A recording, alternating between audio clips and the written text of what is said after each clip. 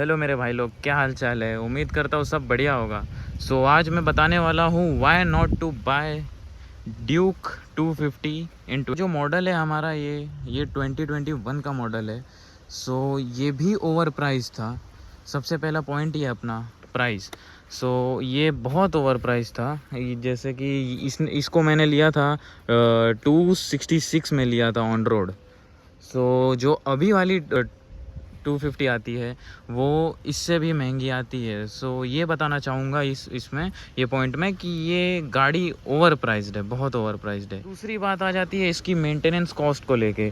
दूसरा पॉइंट जो है उसका मेंटेनेंस कॉस्ट का है, जो कि बहुत हाई है गाड़ी का।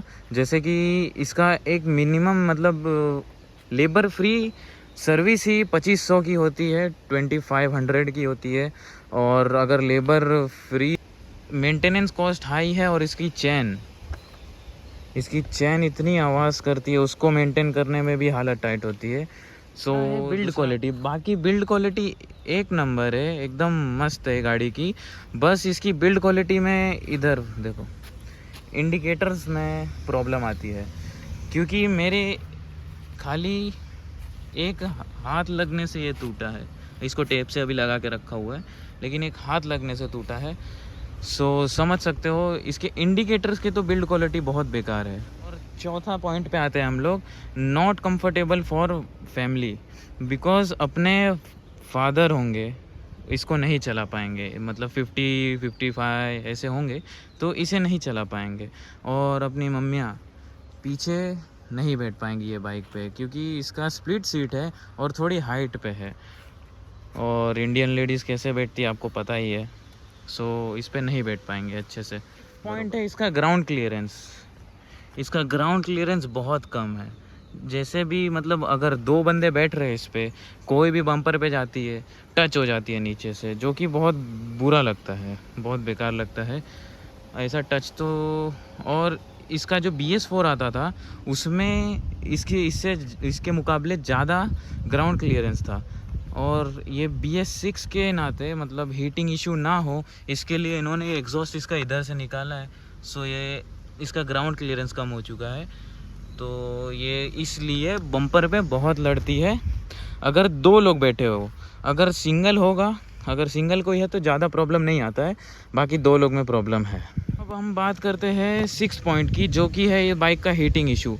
इस बाइक में जो हीटिंग इशू है मतलब इतना भी नहीं है, लेकिन इसका जो फ़ैन है, ये वाला जो रेडिएटर का फ़ैन है, वो मतलब कहीं भी आप ट्रैफिक में खड़े रहो, थोड़ी सी भी गर्मी है आपके अराउंड, ये फ़ैन चालू हो जाएगा और आपको थोड़ी सी नॉइज़ करेगा, जो कि इरिटेट कर देगी आपको।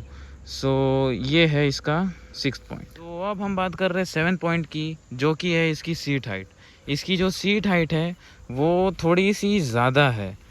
अगर आप 5'7" या 5'8", 5'9" के हो आप इजीली इसको चला सकते हो। अगर आपकी हाइट उससे कम है 5'6", 5'5", 5'4", तब इसको हैंडल करने में दिक्कत आएगी।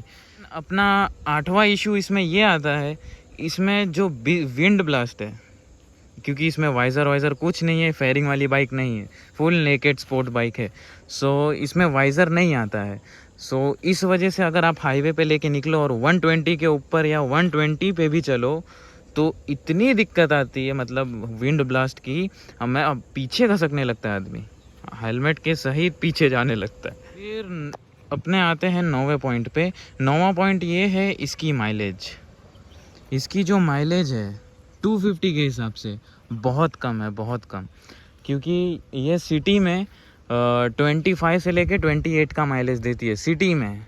हाईवे पे जाओगे 30 to 32 दे देगी, लेकिन सिटी में इसकी माइलेज बहुत कम है, जो कि 250 के हिसाब से। लेकिन ये गाड़ी में पावर भी बहुत है, इतना याद रखें। फिर लास्ट चीज़ जो मुझे इस बाइक में कमी लगती है कि इतना पैसा लेने के बावजूद इसमें मिलता है ओल्ड फैशन वाला KTM का मीटर, जो कि मतलब उतना भी गलत बेकार नहीं दिखता, इन्फॉर्मेटिव भी है ये।